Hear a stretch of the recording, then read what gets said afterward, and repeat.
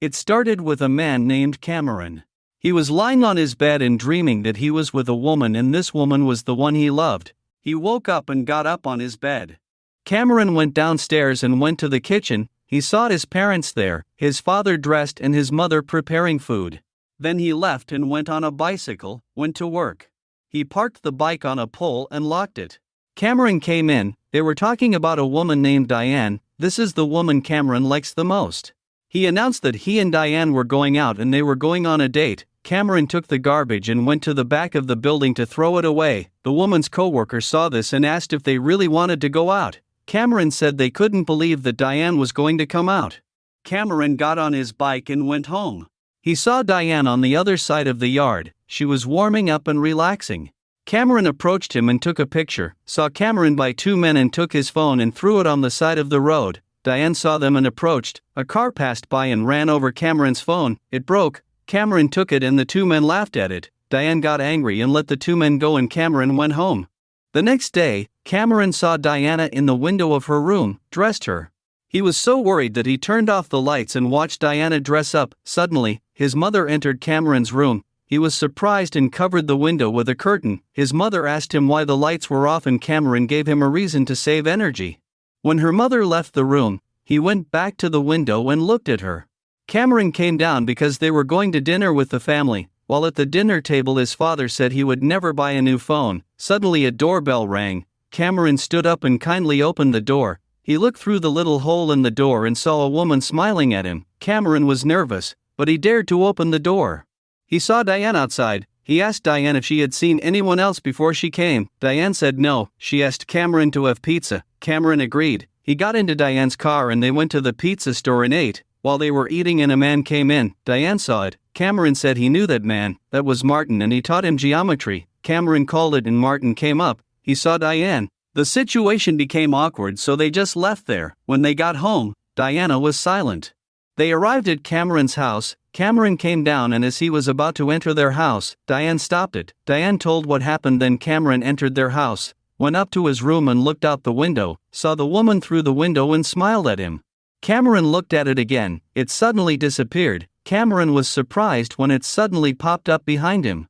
She said she needed a car and Cameron had to drive her. Cameron didn't agree, but she insisted until she agreed. They have reached their destination. Before she got out of the car, she took the keys to Cameron's car and got out of the car. Cameron saw it enter a building. Cameron was not worried, so he went inside. He saw a man lame and bloodied. He was asking for sleep. Cameron ran into the car and the man chased him. She calmed down and Victoria got into the car. She said she needed to trust her. This is where he learned that Victoria was a vampire. They went home to Cameron's house and parked Cameron's father's car. Victoria kissed Cameron. The next morning, her mother woke her up and asked her to come out because her father saw blood in her car. Cameron was about to tell her what had happened, but Victoria suddenly interrupted the conversation. Victoria said she heard a bang that night, so she went out to look. Victoria said she saw a deer bleeding and hit Cameron's father's car. Victoria also said that Cameron had driven her that night, but Cameron's father was convinced and believed what Victoria said. Cameron went to work and Martin went to him and talked to him. Cameron went to Diane's house to say what Martin wanted to say. They talked. The next day, Cameron came out and called Victoria's name. Victoria suddenly popped up behind her and drove her again. As she was driving, Victoria turned to Cameron and stopped the car. Victoria got out and left Cameron in the car. Victoria entered a house, climbed the stairs, and Cameron waited outside. Cameron looked up at the height of the building when Victoria's victim's body suddenly fell. Cameron was surprised and he opened the car door and looked at Victoria's victim. She refused. Cameron cleaned the car so that his father wouldn't be suspicious. They were about to go home, Cameron lying on the bed, when Victoria suddenly appeared behind her. Victoria told her biography of Cameron. The next morning, Martin woke up Cameron. They talked and Martin said he sent a message to Diane. Martin read it to Cameron. Cameron told Diane about Martin's plan. One night, Victoria and Cameron went to a place where the killer was the one Victoria loved. Victoria went inside and Cameron followed. She said Cameron shouldn't have obeyed, but he was naughty and insisted on obeying. In the dark side of the building there was a door. Victoria opened it and saw a security guard. Victoria approached her. The security guard shot her. The guard hit Victoria. The guard saw Cameron at the door. He shot him but didn't hit him. Cameron fell. The guard turned to the floor to look at Victoria. Suddenly, Victoria appeared behind the guard and bit her neck. The guard died.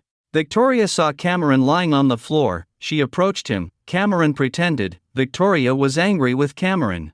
They went home and Cameron talked to Victoria if they could be late tomorrow night because Cameron had things to do. The next morning, Cameron went to work. His co-worker spoke to him and asked him to watch the band. Cameron agreed. The day that Martin had been waiting for, they went out with Diana. As they were talking, Cameron suddenly said he was going home and had a plan. But Martin and Diana didn't agree. She said she was going to the bathroom, leaving Martin and Cameron behind. Suddenly, Victoria came in and spoke to Cameron, introducing her to Martin. Cameron and Victoria left. They went to Cameron's work. They saw two bullies on Cameron. Victoria went down and approached the two men. She insulted them and the two men stood up. Victoria called out to Cameron. The man approached Cameron and slapped him in the face. Victoria taught Cameron how to fight. He punched the man on the side and it was effective. He did this over and over again until the man fell. She was very happy and proud of him. One night, Victoria entered Cameron's room. She was about to kiss Cameron when Cameron's father suddenly entered. Surprised by what he saw and because of his surprise he just went out. Cameron and Victoria had a misunderstanding. The next morning, she went to a store where she worked. The next day, he saw a car parked in front of his house.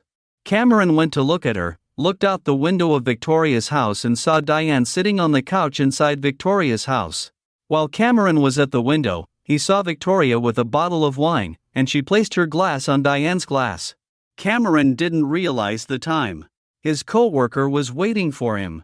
The co-worker called him but he didn't answer. He went back to the room and saw that Diana was having sex with Victoria.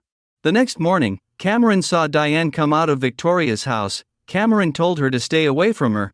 Victoria was angry because Cameron said he would not help Victoria anymore. Victoria's Cameron was killed.